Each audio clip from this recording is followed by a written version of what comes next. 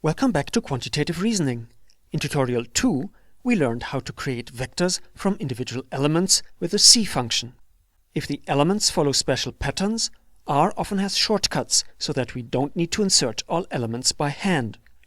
We saw in Tutorial 6 that we can get a sequence of integers with a colon operator.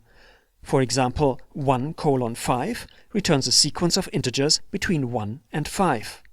For more general sequences, we learned that we can use the SEQ function. For instance, SEQ in parentheses 0, 1, 0.2 returns a sequence of numbers from 0 to 1 with increments of 0.2. In this short tutorial, we learned shortcut functions for another important special case, vectors with repeating elements. A typical use case for a vector with repeating elements is a simulation of a random experiment. Different elements in the vector may count different kinds of random events that occur during the simulation. In this case, we want to initially set all elements equal to 0 to indicate that no event of any kind has occurred until now.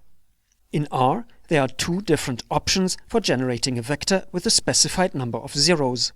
The first option is the function numeric. The second option is the function rep. If we use numeric, then we pass an integer argument that specifies the number of zeros. For example, numeric in parentheses 5 returns a vector with 5 zeros.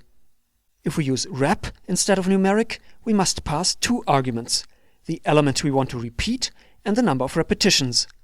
The equivalent of numeric in parentheses 5 is rep in parentheses 0, 5. The rep function is more general than numeric because rep can repeat elements that are not 0, for example the character string diamonds. Rep can also repeat patterns that consist of more than a single value. For example, here is how we repeat the 4 suits in a regular deck of playing cards 5 times. Rep, open parenthesis, C, open parenthesis, in quotes, diamonds, clubs, spades, hearts, close parenthesis, 5, another close parenthesis.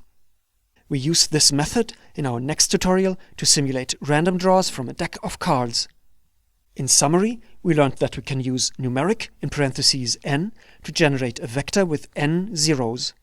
We can create a vector that contains n repetitions of a vector v with rep in parentheses v, n. Next time, we apply this knowledge when we write our first for loops. See you soon.